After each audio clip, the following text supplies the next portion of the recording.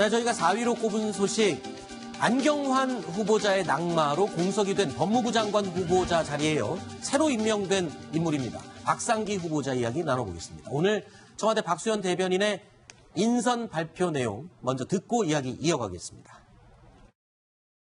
시민사회는 물론 법무행정 현장에서도 사법개혁을 위해 활동해온 이론가이자 실천가입니다. 박상기 후보자에 대한 그 셀프 보고를 하실 부분이 새로운 용어가 생겼나요? 셀프 고백? 발표한 대로 제가 더 드릴 말씀은 없고, 그러나 최선을 다해서 정말 고민스럽게 깊이 들여다봤다는 말씀을 드리고요. 법무부 장관은 법무부의 문민화가 지금 그 새 정부의 중요한 과제 중에 하나이기 때문에 거기에 적합한 인물로 판단했다는 뜻입니다. 네, 새로운 트렌드 맞죠? 이번 정권 들어서 청와대에서 인선을 발표할 때마다 기자들이 묻지도 않은 흠결에 대해서 미리 밝혀왔으니까 그걸 셀프 고백이라고 이야기를 했는데 일단은 청와대에서 미리 밝힐 흠결은 없었던 것 같아 보여요. 그러니까 저렇게 미리 고백을 안 하지 않았겠습니까? 네, 일단 검증 과정에서 특별히 문제될 만한 것은 없다라는 약간 이제 자신감이 좀 묻어나는 답변이었고요. 네. 아마 이제 박상기 후보자에 대해서 또 이러저러한 이 인사청문 과정에서 얘기가 나올 텐데 실제로 청와대가 얼마나 검증을 철저히 했는지 좀 지켜봐야 될 것 같습니다. 알겠습니다. 손수호 변호사님. 자, 그러면 박상기 후보자 어떤 분입니까? 그러니까 사실 검찰개혁을 선두에서 지휘할 수 있는 그런 캐릭터입니까? 어떻습니까? 충분히 역할을 수행할 수 있지 않을까 생각이 됩니다. 물론 법무부 장관이 검찰 개혁만 하는 자리는 아니죠. 굉장히 많은 일을 하는데 지금 현재 문재인 대통령이 취임 전부터 밝혔던 게 검찰 개혁입니다. 굉장히 중요한 임무이기 때문에 그 검찰 개혁을 수행할 수 있는 인물이라고 이번에 평가를 받은 것으로 보이고요. 특히나 과거에 2003년부터 5년까지 대검에 있는 그런 대검 검찰개혁 자문위원으로 일을 했고요. 그리고 또 2005년부터 6년까지는 사개추위 활동도 했습니다. 여기에 더해서 단순한 학자라기보다는 사회에 굉장히 참여를 적극적으로 했던 학자로 알려져 있는데요. 특히나 경실련 공동대표를 지내기도 했기 때문에 굉장히 시민사회 활동도 했고요. 또한 안경환 전 후보자 같은 경우에 개인의 어떤 저술 때문에 발목을 잡힌 그런 그 측면이 있는데요. 박상기 후보자 같은 경우에는 진보 성향의 주간지에 이제 기고를 합니다만 그 내용을 읽어보더라도 법에 관련된 이야기, 검찰에 관련된 이야기, 재판에 관련된 이야기를 했을 뿐이지 기타 다른 이야기는 찾기가 좀 어렵거든요. 그렇다면은 이 법학 그리고 서적도 법학 관련된 서적이 거의 대부분입니다. 그렇다면 그 이외의 잡음이 일어날 가능성은 현재로서는 크지 않을 것으로. 하지만 또 야당과 언론의 인사 검증 어떤 자료들이 나올지는 좀 더 지켜봐야 될 상황이겠죠. 그러니까 이제 청와대가 이 박상기 후보자를 법무부 장관으로 임명한 걸 보면 이 법무부의 탈검찰화에 대한 의지가 굉장히 강하다라는 것을 좀 엿볼 수가 있습니다. 어떤 부분에서 그렇죠? 그러니까 이제 민정수석도 지금 비검찰 출신인데다가 법무부 장관도 이 고시 출신이 아니고 검찰에 몸담았지 않았던 사람을 앉히겠다. 그렇죠. 그래서 이제 법무부의 탈검찰화를 좀 하겠다. 그럼으로써 검찰개혁을 힘있게 추진하겠다라는 메시지가 좀 담겨 있는 것 같고요. 그러니까 실제로 박상기 후보자는 검찰 내부를 잘 모르지만 이 법무부 내 검찰국장을 맡고 있는 이 박준택 검찰국장과는 2005년에 사법제도 개혁 추진위원회에서 함께 일한 경험이 있다고 합니다. 어떻게 보면 검찰 내 사정을 잘 알고 있는 어떤 호흡을 맞출 만한 사람이 있으니까 그 사람과 함께 검찰개혁을 추진해봐라. 이런 뜻이 담겨있다 이렇게 볼 수 있을 것 같습니다. 신명주 차장. 그러면 지금 이 법무부 장관 후보자 박상기 후보자 같은 경우에는 노무현 대통령, 청와대 이쪽 인사들과는 어떤 인연이 있는 겁니까? 또 궁금한 게요. 지금 민정수석과 혹시 호흡이 잘 맞을 수 있는 사람인지 이 경력, 인맥들은 또 어떻게 되고 있습니까? 일단 그 문재인 대통령이 아마 그 노무현 대통령 시절의 사기추위 활동에 대해서 굉장히 아직까지도 좋은 기억들을 많이 가지고 있는 것 같습니다. 제가 그 참여정부 시절에 사개추위가 출범했을 때 법조에 있어서 그때 기억이 굉장히 많이 납니다. 왜냐하면 검찰하고 사개추위가 늘 엄청나게 많이 대립을 했거든요.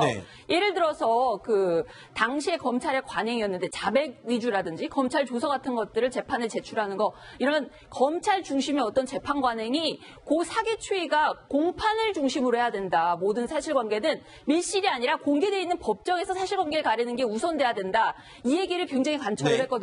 그래서 어떻게 보면 이 법조의 축이 검찰에서 법원으로 넘어가는 어떤 그런 계기가 됐을 됐던 때가 바로 그 사기추이 활동 때였는데 그때 바로 실무위원으로 참여했던 사람이 오늘 박상기 후보자, 오늘 법무장관 후보자로 지명된 그분이거든요. 네. 근데 어쨌든 그런 문재인 대통령의 문제인식과 박상기 후보자가 같은 공감을 하고 있다는 점, 그리고 뭐 조금 전에 그 조국 수석과의 그 호흡 얘기를 하셨지만 조국 수석이나 이 박상기 후보자나 둘 다 공통점.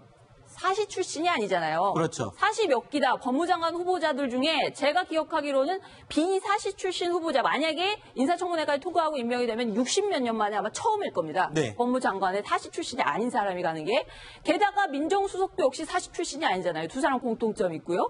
한 사람은 경실련, 한 사람은 참여연대, 시민단체 활동이 있습니다. 네. 마인드가 굉장히 비슷할 겁니다. 그렇기 때문에 검찰 개혁에 있어서 두 사람의 호흡만큼은 적어도 잘 맞을 거로 예상합니다. 네. 심정수 차장이 지금 예전 사개추위와 검찰 내부 조직의 갈등 관계를 잠깐 언급했는데 지난주 이 손혜원 의원이 진행하는 인터넷 방송에서요.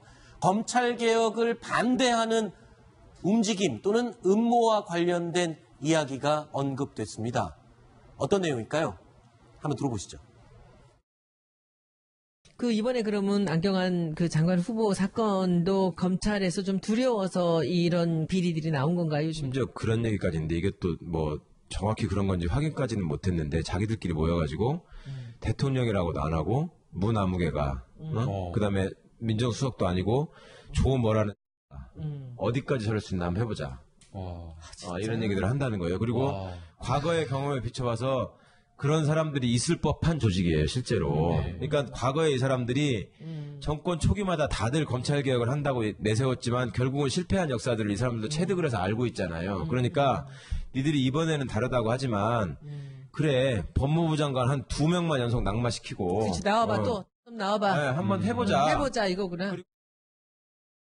자, 지금 뭐 저런 분위기라면 청와대나 여당 입장에서는 안경환 후보자 낙마 이후에 이번 박상기 후보에 대해서는 정말 똘똘 뭉쳐서 막아내거나 밀어줄 것 같은 느낌이 듭니다. 네, 아무래도 이제 안경환 후보자의 경험이 있기 때문에 아마 검증은 더 철저하게 했을 거로 예상이 됩니다. 네. 이제 그럼에도 불구하고 이 국민의 눈높이에 맞지 않는 어떤 흠결이 드러난다라면 아마 좀 타격이 있을 텐데 어쨌든 오늘 그 후보자로 임명이 됐기 때문에 인사청문 과정을 좀 지켜봐야 될 것 같습니다. 네. 자, 그런데요. 오늘 한 라디오 방송에서 이낙연 총리가 이런 얘기를 했습니다. 안경환 후보자가 낙마할 당시에 청와대에 이런 얘기를 했었다라고 과거에 기억을 더듬어서 얘기를 했습니다. 들어보시죠.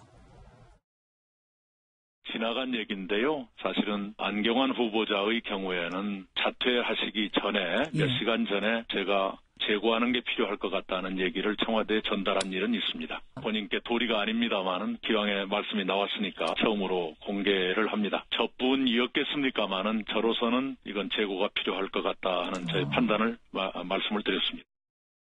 이낙연 총리는 지금 이제 주례 회동을 대통령과 하게 돼 있는 어떻게 보면 사실상의 이제 책임 총리로서의 이제 역할을 하게 돼 있는데 그 안경환 후보자의 낙마 과정에 그 이제 본인 그 총리로서의 역할이 있었다라는 얘기인 것 같고요. 그러니까 실제로도 우리나라는 헌법상 이 국무위원 그 제청 권한이 국무총리에게 있습니다. 물론 이제 누가 좋겠습니다라고 이제 천거를 하는 것이지만 만약에 그 후보자가 조금 이 국민 여론으로부터 따가운 질책을 받고 부적격자다라는 그 여론의 비판이 있을 때는 제청권자가 또는 이제 재고를 해주십사 이렇게 요청도 할 수 있는 거기 때문에 이낙연 총리로서는 책임 총리로서 어떤 본인의 역할이 있었다라는 것을 좀 시간이 지났지만 뭐 이렇게 좀 밝힌 것으로 이해할 수 있을 것 같습니다. 또 한마디로 말해서 현 정권의 부담을 좀 덜어주기 위한 그런 고육지책 또는 고민의 끝에 나온 결정이 아니었나 이런 생각도 할 수 있을 것 같습니다.